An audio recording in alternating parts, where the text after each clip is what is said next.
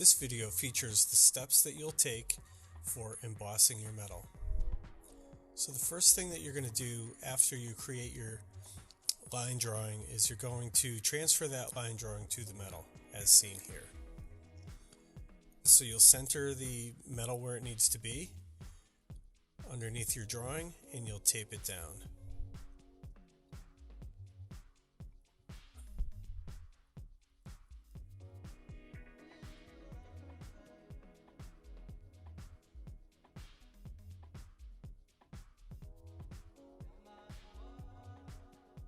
Make sure that your metal and drawing is on a semi-soft surface, like a couple of sheets of paper. In this case, my cutting mat is somewhat soft. It's not hard like a piece of wood that would be on the top of a table. And with medium pressure, trace your line drawing, and that'll indent the impression into the copper.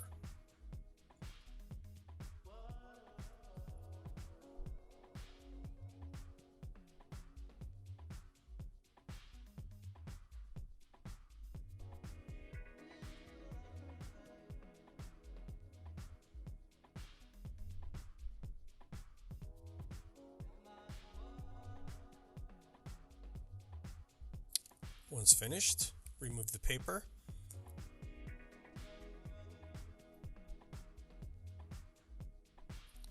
You'll need a few sheets of paper underneath your metal in order to emboss it. The metal needs to stretch, so if it's on a hard surface, it won't stretch. Flip the metal over and you'll see here where I begin embossing using a Q-tip with a wooden stick.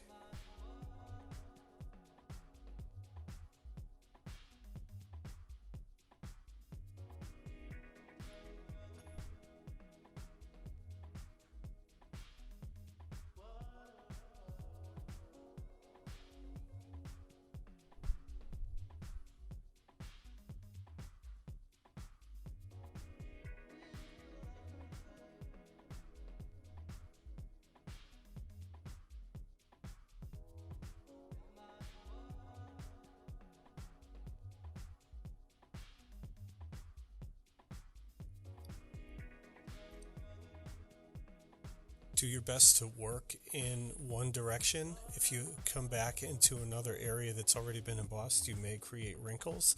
As you'll see here, I create a wrinkle behind the fin.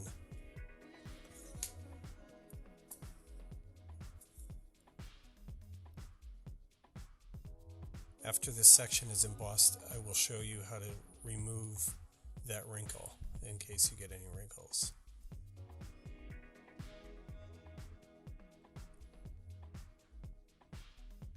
Here you can see it from the front. Doesn't look so hot, so I got rid of the paper so it's on a harder surface, and I'm going to use the flat rounded edge of a tongue depressor to just push and drag it from the small end of the wrinkle to the larger end of the wrinkle. So I'm pushing and dragging that tongue depressor, and it forces that wrinkle out of the metal.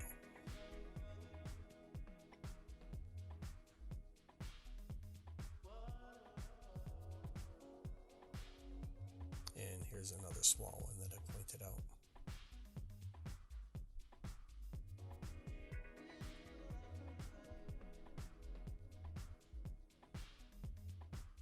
Now I'm just flattening and cleaning up the space, getting rid of any unevenness, checking it from the front. And now I'm going to outline and flatten the outside. But I only outline where there's areas that don't need to be embossed. You'll see that I go around the fins because I'll be embossing where those fins are, and I don't want it to be too deeply creased. So not only do I go around and retrace the area that I've just embossed, I'm also flattening the background. Every time that you work the metal becomes stronger. So you'll see that it holds its shape a little bit better. Flattening out the background is a very important step, and I'll probably do it a few times during the process.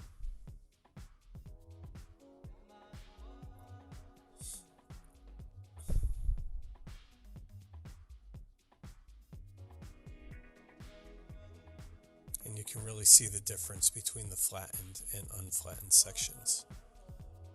It looks so much better. So I'm planning on doing the fins next. I'm going to do the outside fins. The video after this tail, the video stopped recording, so we don't get any of the other ones, but the process is the same. You emboss, and then you flip over, you retrace from the front side, and you just take your time doing one area at a time.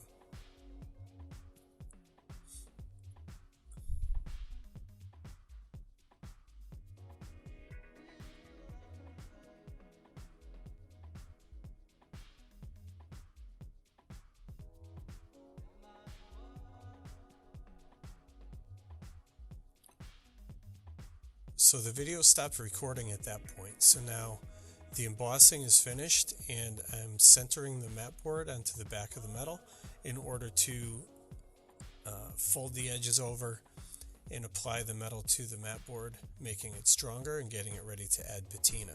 And here you can see the final design, well, briefly anyway, as it went by.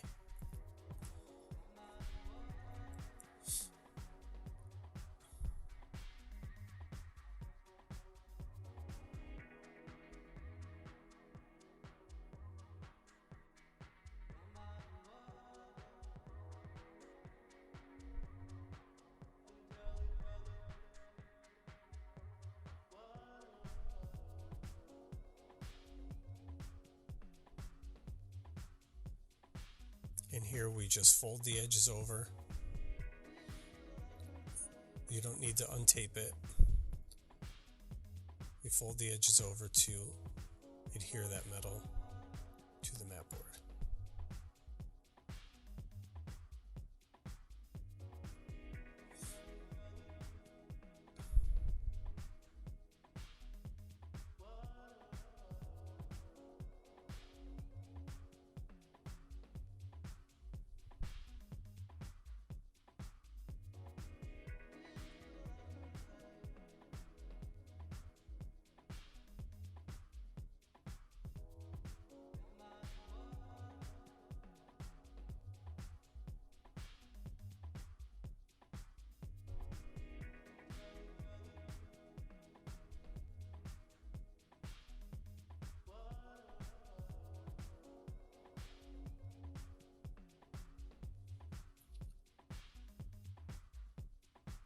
The edges are still a little bit wavy because they were folded over by hand. So now I go over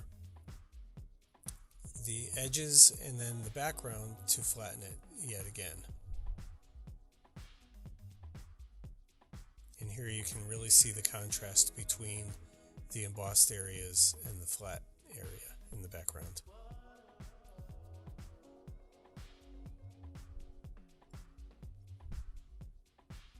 And there we go, ready for patina.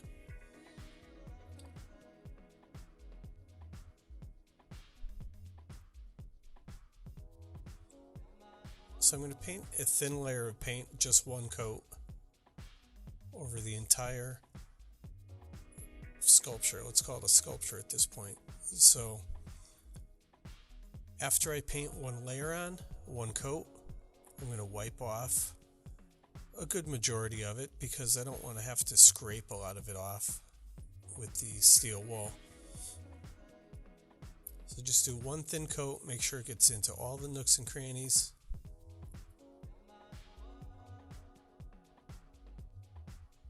And before it has too much time to dry, we're going to give it a wipe with a cloth, and that's going to remove most of the black paint.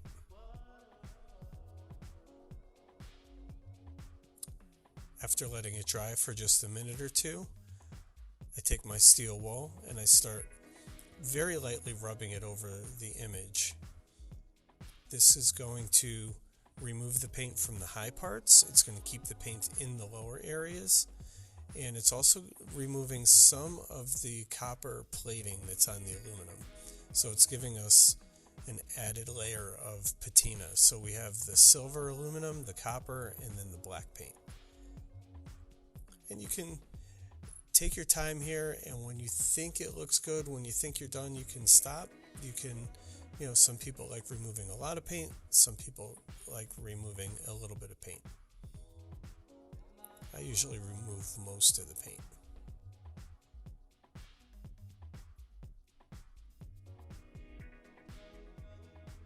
Thanks for watching, and good luck with your metal embossing.